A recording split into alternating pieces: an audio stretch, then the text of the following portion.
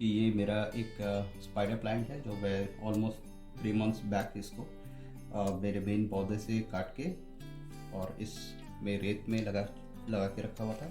आज इसको मैं रीपॉट करूँगा। इसको रीपॉट करने के लिए मैं आपको स्टेप बताऊँगा कि क्या करना पड़ता है। सबसे पहले तो ये स्पाइडर को हम या तो रेत में लगा सकते हैं या इस तरह से पानी में हम लगा सकते हैं।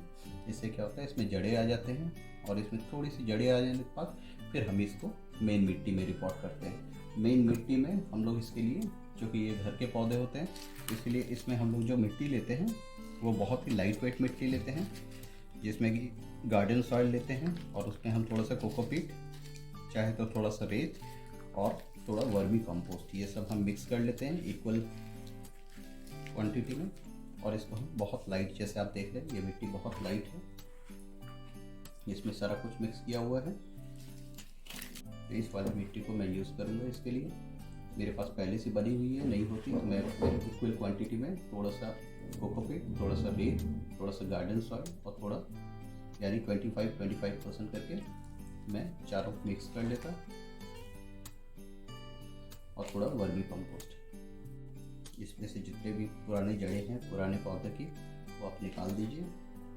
मेक श्योर कि सारा जितने भी इसके मिट्टी के गुण होते हैं वो आपके नए पौधे में यूज़ हों, ना कि पुराने पौधे के जड़ों में। और इसमें फंगस लगने के चांसेस बहुत ज़्यादा होता है, इसलिए मैंने सारा निकाल लिया इसमें से। अब मेरी मिट्टी बिल्कुल ओके है। वैसे बहुत सारे अभी भी हैं बट दैट्स फाइन, थोड़े रह सकते हैं। सबसे पहले मैं वैसे तो नीचे स्टोन वगैरह कुछ डाल लेते हैं, लेकिन ये काफ़ी लाइट वेट है तो कोई दिक्कत नहीं है। मैं इसको डायरेक्ट वैसे इसमें थोड़ा फिल कर लेंगे। इसके बाद मैं एक दूसरा प्लेट में मैं इसको हल्का सा पुश करते हुए पौधे को हम डायरेक्ट पुल नहीं करेंगे। मेरी रेत को मैं वैसे थोड़ा लूज कर लूँगा तो ये आराम से ऑटोमेटिकली निकल आएगा बाहर। पौधे की जड़ जो है उसको किसी भी तरह का स्ट्रेस नहीं देना चाहता हूँ इस पर। तो ये ऐसे लूज करेंगे ताकि वो खुद ब खुद आराम से बाहर निकल के आए।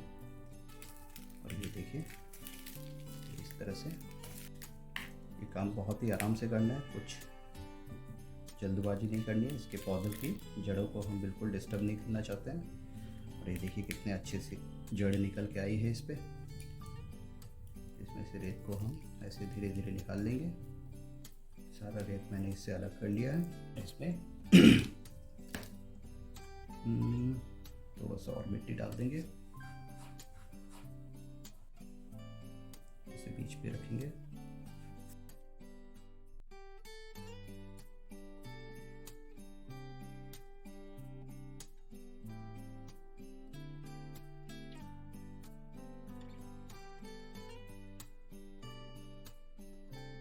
इसकी रिपोर्टिंग के लिए या तो रेनी सीज़न के पहले या तो ये नवंबर का मंथ बहुत बेस्ट होता है।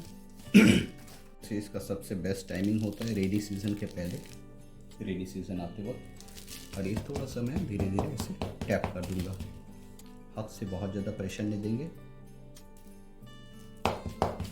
ताकि बीच में कहीं स्पेस ना रह जाए, इसलिए मैं इसको हाथ से ऐसे टैप कर देंगे। और एक बहुत ध्यान रखनी है, जब हम इसकी रिपोर्टिंग करते हैं उस वक्त हमें इस मिट्टी में अच्छे से पानी डालना बहुत ज़रूरी है। ऐसा नहीं कि मैंने लगाया उसके बाद फिर कभी फुर्सत मिलते डालूंगा या शाम को डालूंगा, सुबह लगाया शाम को लगाया सुबह, ऐसे नहीं। तुरंत मुझे पानी अच्छे से एक बार पूरी मिट्टी को डालनी बहुत ज़रूरी है। ये हो चुके, इसको अच्छे से वाटरिंग कर देंगे। और इसको फ़िलहाल मैं थोड़ा सा शेडेड एरिया में रखूँगा, कम से कम 4-5 दिन के लिए। डायरेक्ट सनलाइट पे नहीं रखेंगे और जहाँ पे हल्की सी छन के धूप आती हो इस तरह की जगह पे प्लेस करेंगे। और फिर दिखाते हैं आपको ये कुछ टाइम बाद कितने अच्छे से निकल के आता है। बहुत बढ़िया बनेगा इस पे। और इसके साथ ही मैं 2 प्लांट मैं 2-3 दिन पहले निकाला मेरे मेन प्लांट से, वो मैंने अभी पानी में रखा हुआ है इस तरह से। ये दोनों को मैं वापस उस रेत में लगा देंगे। तो ये दो भी आने वाले 2-3 महीने में अच्छे से इसकी भी नीचे रूटिंग हो जाएगी और फिर इसको मैं किसी इस तरह के पॉट में दोबारा ट्रांसफ़र कर सकता हूँ। जितने भी गले सड़े हुए पत्ते हैं उनको निकाल देंगे, इसमें से जड़ें आ जाएंगी। हल्की सी मैंने 2-3 दिन पानी में भिगो रखा है, आप देख सकते हैं थोड़ी थोड़ी जड़ें इसकी बन गई है। एक हो गया और एक, दो, इसके भी जितने भी येलोइश पत्ते हैं या फिर जो पत्ता गल रहा है इसको हम निकाल देंगे।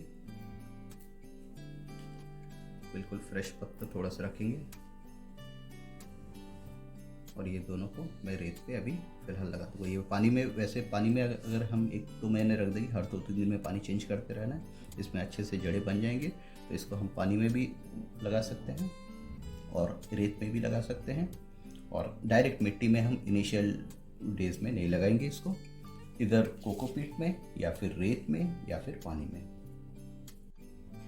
लेकिन ये बहुत अच्छा इसकी जड़ें बनती हैं अगर इसके हम या तो कोकोपीट में लगाएं या तो फिर रेत में लगाएं। पानी में थोड़ा सा टाइम ज़्यादा लेता है और कई बार वो फंगस लग के ख़राब भी हो जाता है। तो इस रेत को वापस मैं इसमें डालूँगा।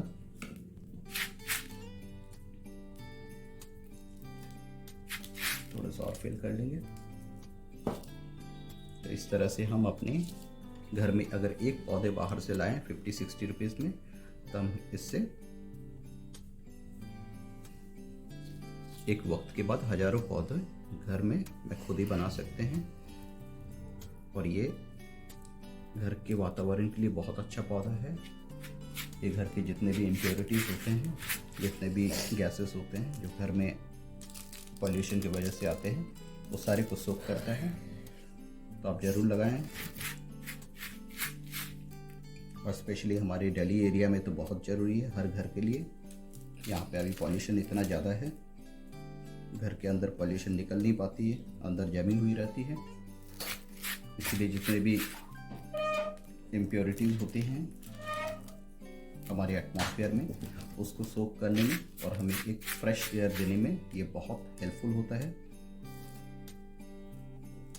ऐसे धीरे धीरे साइड में से हम इसमें पूरी तरह से रेत भर देंगे, और इसको भी एक बार वाटरिंग अच्छे से करके मैं इसको शेडेड एरिया में 4-5 दिन, फिर सेमी शेडेड एरिया में इसको रख देंगे। आने वाले 2-3 महीने में बहुत अच्छे से इसकी भी रूटिंग हो जाएगी। तो इस तरह से आप अपने एग्जिस्टिंग प्लांट जो आपके घर में होता है स्पाइडर प्लांट, उससे आप हज़ारों पौधे टाइम के साथ बनाते रह सकते हैं। आप उसको यूज़ कीजिए, आप उसको गिफ्ट कीजिए। एक प्लांट खरीद के आप हज़ारों पौधे घर में बनाइए। ये इंडोर बहुत अच्छा चलता है, जहाँ पे हल्की सी लाइट आ रही हो बाहर से। और इसको एक बार अच्छे से वाटरिंग करके मैं अभी फ़िलहाल शेडेड एरिया में रख देंगे 4-5 दिन के लिए, और फिर मैं 5 दिन बाद इसको मैं सेमी शेडेड एरिया में रख देंगे, जहाँ पे छन की धूप आता हूँ। डायरेक्ट सनलाइट में बिल्कुल नहीं रखना है। So thanks for watching.